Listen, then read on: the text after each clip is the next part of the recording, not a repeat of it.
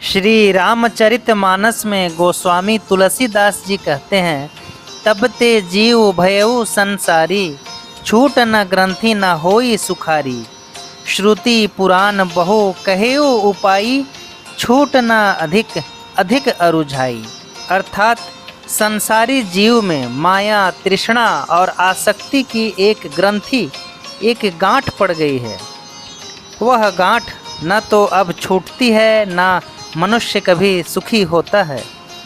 वेदों और पुराणों ने बहुत से उपाय बतलाए हैं, पर ये ग्रंथि छूटती ही नहीं, वरन अधिक से अधिक उलझती ही जाती है।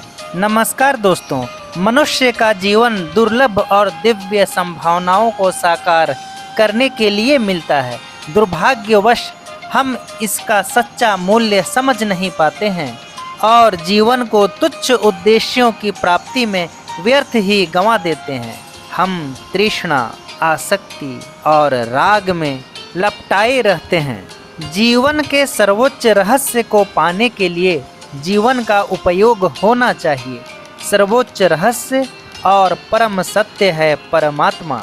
वही हमारे हृदय में आत्मा के रूप में विद्यमान है। इस आत्मशक्ति को जागृत करके परमात्मा के साथ एक रूप हो जाना, यही है सच्चा और अंतिम जीवन योग। परमात्मा तृष्णा और आसक्ति से, राग की पहुँच से, माया के उद्वेगों से परे है। इन बंधनों में बंधकर हमने तो स्वयं अपनी स्वतंत्रता को अवरुद्ध कर लिया है। कोई जंजीरों को ही आभूषण समझकर पहन ले तो उसमें स्वयं के अतिरिक्त किसे दोष दिया जाए। इस संदर्भ में एक रोचक कथा है। एक व्यक्ति एक संत के पास अपनी व्यथा लेकर पहुंचा। कहने लगा, मैं लाख प्रयत्न करता हूं, पर पत्नी बच्चों के प्रति जो मेरा मोह है वो कम नहीं होता है। पैसा भी मैंने पर्याप्त कमा लिया है, उसके प्रति भी आकर्षण है, वो भी कम नहीं हो पा रहा है। क्या आप कोई ऐसा मंत्र दे सकते हैं जिसको पढ़ने से मेरी आसक्ति कम हो जाए? संत बोले, वत्स, मैं तुम्हारी सहायता जरूर कर सकता हूँ, परंतु उससे पहले तुम मुझे इस कमंडल से मुक्त कराओ। इस कमंडल ने मेरे हाथ को पकड़ लिया है। ऐसा कहते हुए संत ने अपना कमंडल उस व्यक्ति को दिखाया। स्पष्ट था कि उन्होंने उस कमंडल को अपने हाथ से पकड़ा हुआ था, न कि कमंडल ने उनके हाथ को जकड़ा हुआ था।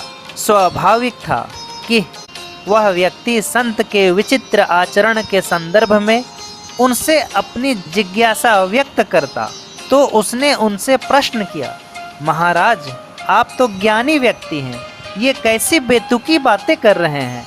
कमंडल आपने स्वयं अपने हाथों में पकड़ा है, उससे मुक्त कराने का कार्य कोई और कैसे कर सकता है? संत बोले, पुत्र, फिर आसक्ति तो तेरे मन ने ही पैदा की है।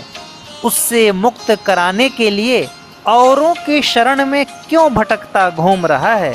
इस प्रकार हम लोग भी स्वयं को आसक्ति के, मोह के, तृष्णा के बंधनों में डालकर बाहर निकलने का उपाय दूसरों से पूछने लगते हैं।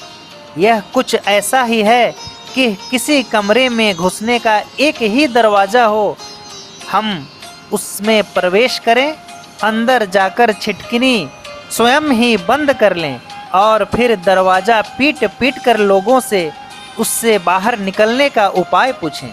मित्रों, बंधनों से मुक्त होने के लिए निरासक्त कर्म ज़रूरी है।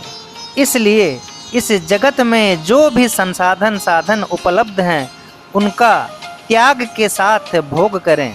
तेन त्यक्तेन भुंजिथा। आज इतना ही, धन्यवाद।